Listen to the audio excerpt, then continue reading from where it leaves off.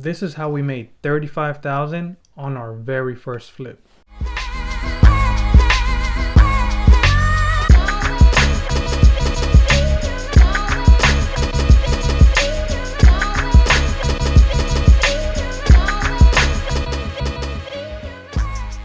The two questions I get asked the most is how did I get into real estate and how did I do my first deal? So I figured why not just make a video breaking down everything, how I got into it, and the exact numbers of our very first deal. So back in 2017, I was still working my full-time job. At the time, I was listening to a ton of podcasts and I just happened to find the Bigger Pockets podcast. Once I listened to one of them, I was hooked. I went back that month and I listened to every single episode. I was just amazed by all the possibilities inside of real estate itself. I was ready to jump into a deal, but I just wasn't sure how I was going to do it, what avenue I was going to take. So I ended up finding out that a good friend of mine was also interested in real estate investing. I reached out to him and we went over through a bunch of different scenarios, a bunch of different strategies, and we ended up landing on trying to do a fix and flip. We figured that would be the fastest way to do a deal and the fastest way for us to just get some experience. So we decided on a fix and flip for three main reasons. Number one, we have direct connections to contractors within our family. Number two, zero marketing expense. By that time, my partner had already messed with wholesaling some. He had made a few connections in that field and we figured, you know what, we can just plug into them, see what deals they have available, and hopefully we can find something that way. Number three, a good friend of ours who was extremely good at saving and just happened to have some capital was willing to trust us and loan us the purchase price of our very first property. Now, if you're already saying that you don't have access to capital, you don't know anybody that has that kind of money, trust me, if you find a good enough deal, money's the last thing you need to worry about. Once we found a property that made sense, we decided to go all in and go for it. Here are those numbers. In December 2017, we bought this property for $73,000.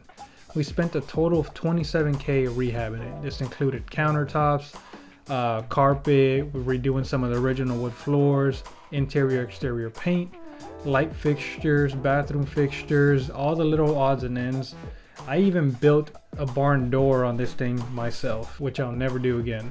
It took us 6 months to finish this project, and at the end of July 2018, we sold it for $135,000, leaving us with a grand total of $35K gross profit. And that's where most people would end this video, just leaving you there thinking those are the only numbers you need. But let's roll it back and get into the real numbers. I decided to just pull them up and have them right in front of me. That way I can tell you exactly what we spent and what we made. So in December 2017, we purchased this property for $73,000 plus closing costs. Closing cost was $1,177. This included title fees and some taxes. So total rehab was $27,628. So all in, we were at $101,805. All right. Our sales price was $135,000, leaving us at $33,195. Now, closing cost on the sales side was $15,769. This includes your usual title fees, property taxes, realtor commissions, plus some seller concessions that we had to throw in. After inspections and negotiations, we ended up crediting the buyer $6,000 in closing costs. Back then, that was usual. Nowadays, the only times you'll have to do that is if there's something seriously wrong with the house or if you completely miss something during your rehab. And that leaves us with a profit of $17,426. Way less than $35K. But that's not all. Remember, we used investor money on this deal. Investors expect to be paid back with interest. We paid back a flat 10% on this investment. We were lent $80,000 and we're paying back $88,000. That puts us at an actual net profit of $9,426. And that's before capital gains tax. This is why running your numbers correctly is crucial when trying to do a deal. I see so many deals just come straight through my inbox that don't take into account the cost of doing business. Double check your numbers, double check your comps, and don't let anybody pressure you into a deal that doesn't pencil out. I do have a spreadsheet that I use that I plug in my numbers in that has all of these costs already built in.